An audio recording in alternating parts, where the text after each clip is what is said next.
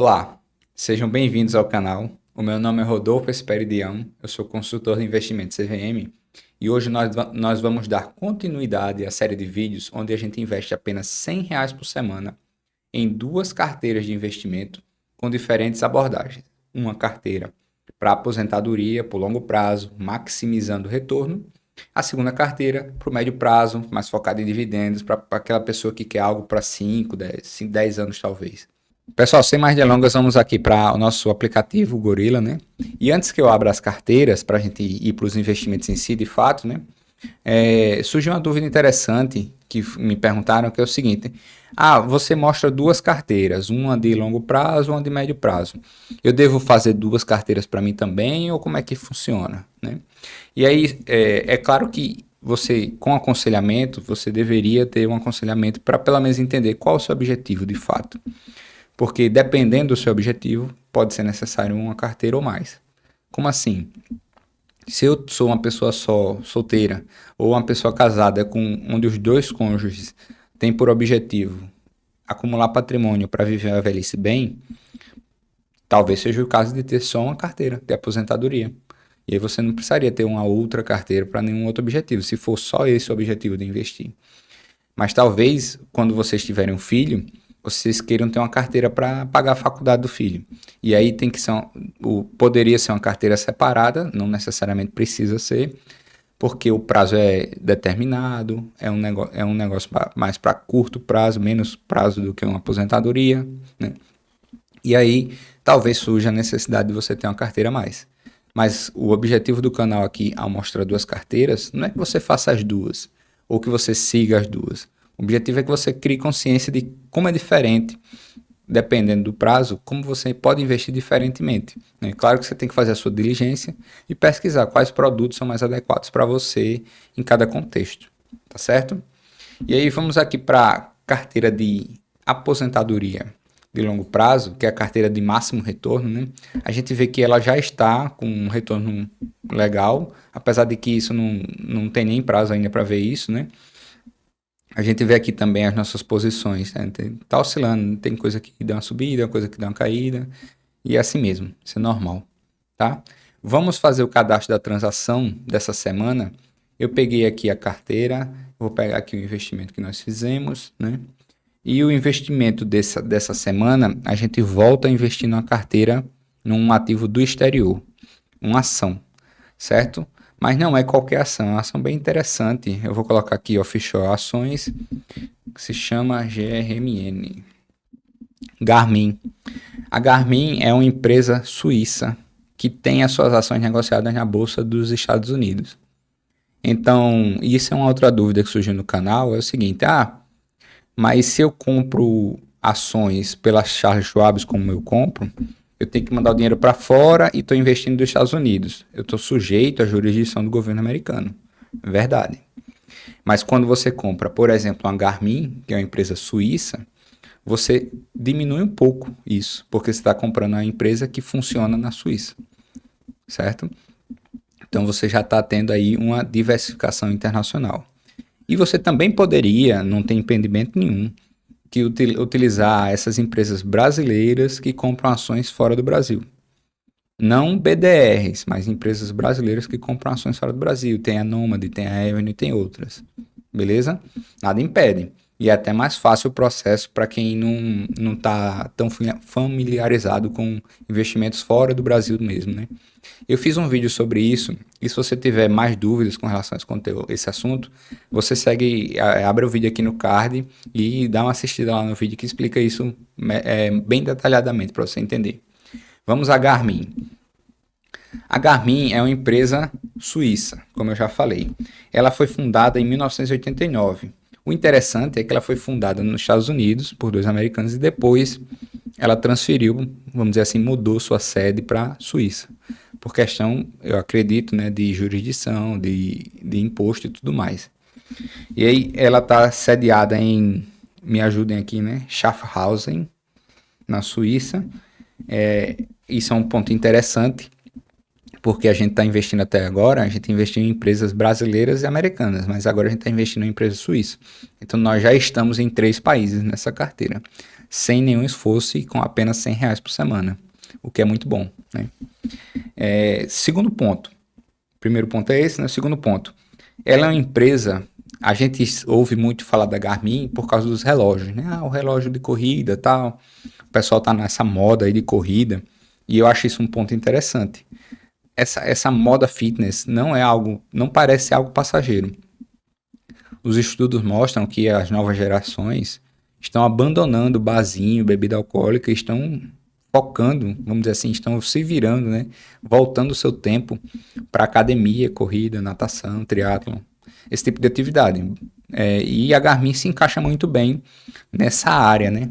Ela tem concorrentes fortes, a Apple é uma delas, mas ela é uma empresa que está bem posicionada para surfar nessa onda, beleza? Isso é um ponto que eu gosto bastante. E as pessoas pensam, mas é só o relógio Garmin? E aí é que tá, não é. A Garmin também trabalha com carros, questão de navegação por carro, porque o grande foco da Garmin é o GPS, sistema de posicionamento, né? Então ela também trabalha com esse tipo de sistema em carros, barcos, aviões, fitness, obviamente, que eu já falei, e atividades outdoor. Então, camping, trekking, montanhismo e assim vai, né? Todas essas atividades, a Garmin está envolvida, tem dispositivos e tem produtos para isso. Então, ela é uma empresa que trabalha não só com fitness, mas principalmente com navegação, posicionamento e comunicações. Existe também telefone por satélite e todas essas coisas, ela tem produtos nesse sentido. Certo? Já falei do ramo, da onda fitness. E aí, uma coisa que eu gosto bastante, e eu já fiz escolha de ativos para essa carteira com base nisso, e continua sendo o caso, é o seguinte: nos últimos 26 anos, desde que abriu seu capital, desde sempre, desde que ela está na bolsa, a Garmin sempre teve lucro e sempre cresceu seu lucro. E não tem dívida, zero dívida. Então é uma empresa que só lucra e só cresce. Só lucra e pega o dinheiro e reinveste e cresce mais e mais. E ainda paga um dividendozinho, não que seja o foco dessa carteira, né? Mas então é uma empresa que tem todos os motivos, vamos dizer assim, para ser uma empresa que vai se desenvolver no futuro. Ela está bem posicionada, é uma empresa que não tem dívida, está bem organizada, então seu capital vai ser bem alocado. E aí vamos fazer a transação, vamos cadastrar a transação, né? A transação já foi feita. Hoje na Charles Schwab, mas você pode fazer na Avenue, na Nomad e qualquer outra empresa que você utilize no Brasil, desde que ela compre ações fora do Brasil. Você tem que comprar com esse ticker aqui, não com o ticker BDR. Quantidade 0.0868. Beleza. Uma observação, pessoal. Quando eu fiz o cadastro da quantidade aqui, eu fui olhar lá na transação e o preço de transação não foi esse. Então é sempre bom você dar uma checada no preço de transação para bater com o preço que você fez a transação de fato. Como eu fiz o preço nessa transação, o meu custo em dólar foi esse, de fato, está certo, conforme a transação lá na corretora, e então o meu custo em real foi esse. E lembrando que nesse caso aqui sobram R$ 4,92. Nós vamos deixar na poupança para ir acumulando para os futuros investimentos. R$ 4,92. Eu vou deixar na poupança em real, pelo simples fato de que a gente não vai ficar mandando R$ 4 para a corretora fora do Brasil, certo? Vou cadastrar aqui, poupança R$ 4,92. Cadastrei. Agora a gente tem que esperar dar uma atualizada aqui para poder a gente ver o portfólio com a nova empresa. Como vocês podem ver, né? Nós já vamos estar com 3 ações no exterior, uma ação no Brasil, dinheiro na poupança do Brasil e dinheiro na poupança fora em dólar. Esse dinheiro em dólar no futuro vou utilizar para poder a gente encerrar ele. Pronto, atualizou. Você tem agora a Garmin aqui, nosso montante de poupança aumentou de tamanho. Quando você vai aqui no dashboard, você vê que nosso investimento no exterior já está em quase mais de 70%. E aí, pessoal, para finalizar essa carteira de longo prazo, né, vamos dizer assim, a carteira para aposentadoria, eu tenho me perguntado o seguinte, qual o meu objetivo com essa carteira? O que é que eu espero dela, né? E o que é que eu planejo para ela? Qual vai ser o projeto para essa carteira? A carteira, eu já fiz todas as projeções, né? Projetei a alocação macro, a alocação micro, quais os ativos que a gente deve comprar. E ao longo do tempo eu vou divulgando aqui na carteira, né? Mostrando um por um. Mas o objetivo da carteira é seguir isso aqui, que seria 67% em ativos no exterior.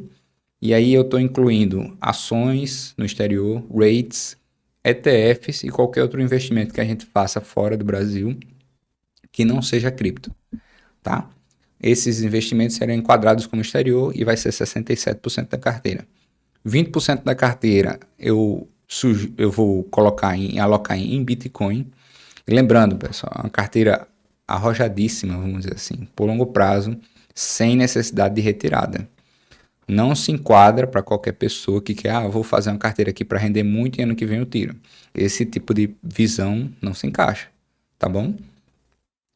E por isso que vai ter 20% da carteira em Bitcoin, que a gente vai comprando ao longo do tempo também.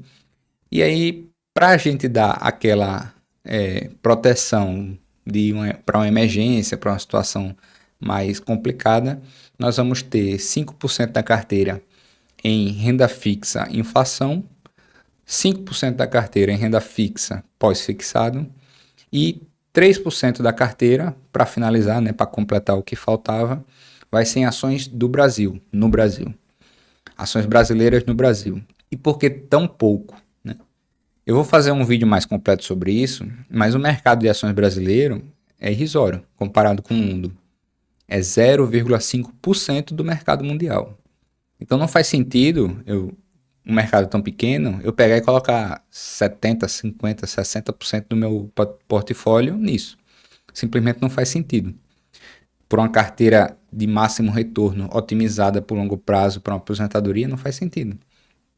E é por isso que a carteira vai ter apenas 3% de ações brasileiras. Não vai ter fundos imobiliários, por uma questão de que eles são menos otimizados do que ações e ações fora do Brasil. E o objetivo da gente nessa carteira é máximo rendimento. Beleza? Se você tiver alguma dúvida com relação a essa carteira, ou por que eu defini essa estratégia, você deixa um comentário aqui que a gente vai conversando. Tudo certo com a carteira de longo prazo, vamos para a carteira de dividendo de médio prazo. E a gente já vai direto aqui, vamos abrir a carteira, né? Vamos direto aqui nela, a gente já vê que está oscilando, né? Daqui a pouco a gente começa a ter um gráfico. Nós temos hoje 2 FIIs e um REIT, que é um fundo imobiliário de fora do Brasil, mas que opera como uma empresa. E o restante do dinheiro está na poupança. Hoje nós vamos cadastrar uma transação de uma ação brasileira. Nós já temos fundo imobiliário no Brasil, já temos REITs fora do Brasil, mas não temos ainda nenhuma ação brasileira. E a ação que a gente vai cadastrar, ações, é Itube 3, Itaú Unibanco. Transação de hoje e corretora Nubank. E aí, antes de a gente prosseguir, né, vamos falar um pouquinho. Por que Itaú? Por que o Itube? Além de ser um ativo que paga um bom dividendo, como é o objetivo dessa carteira, né, uma carteira de médio prazo e dividendo, nós temos algumas informações interessantes. Primeiro, o Itaú tem 82 anos no Brasil e dá muito tempo tá com o capital aberto. O que quer dizer que ele já passou por ditaduras, por aberturas, novas ditaduras e novas aberturas. Ele já passou por várias moedas no Brasil e ele continua lá. Né? Então é uma empresa bastante resiliente. Considerando o contexto brasileiro, antes de 94 era uma insanidade econômica. Né? E o Itaú conseguiu sobreviver a isso. Isso é uma coisa interessante. Excluindo o ano da pandemia, o Itaú ele apresenta um lucro crescente. Todos os anos o lucro cresce ou fica muito próximo do ano anterior. E no longo prazo tem crescido, é uma empresa que tem crescido muito. Não só em lucro, em patrimônio, em receita, em diversificação dos produtos, em uma cartela de produtos gigantesca, mais de 1 trilhão de dinheiro sobre gestão, vamos dizer assim, de dinheiro que eles tomam conta, certo? E é uma empresa que sempre deu lucro. E desde que você tem registros confiáveis, né? Desde quando você tem registros confiáveis, ela foi uma empresa que sempre deu lucro. Porque antes do plano real é difícil até a gente encontrar registros de qualquer coisa no Brasil. Então, a gente pode medir apenas de 95 para cá. Em 28 anos, nos últimos 28 anos, a ação do Itaú multiplicou 221 vezes. Então, se você colocasse R$ 1.000, você teria 221 mil reais em 28 anos. O que é um crescimento surreal, né, de você imaginar. E ela nem é a top da bolsa, digamos assim, né? Mas é surreal de você imaginar. E um ponto negativo, eu coloquei 4 pontos positivos, mas ela tem um ponto negativo, é que a ação do Itaú, qualquer que seja o Itaú, que você compre, né, tem vários tipos de ação, ela não é do novo mercado. E o tag along é de 80%, a proteção que dá, né? Então, é claro que se o Itaú quebrar, o Brasil provavelmente quebra junto, mas ela poderia ter um nível de governança melhor. E é o ponto que nós temos em desfavor do Itaú. Apesar disso, dentre as empresas que a gente tem no Brasil, é uma das mais sólidas. Então, esse meio que fica como um ponto de alerta, né? O ideal seria que ele fosse novo mercado, então o Itaú fosse novo mercado. Mas como não é, a gente tem que acertar certas coisas para investir no Brasil, né? Não é o ideal, mas também não é nada que vá destruir qualquer tipo de confiança na empresa. Vamos lá. Compramos 2 ações do Itaú e o preço de compra foi R$ 40,82. Adicionamos uma taxa da B3, 0,03. E fica 81,67. Se fica 81,67, quer dizer que sobrou dinheiro.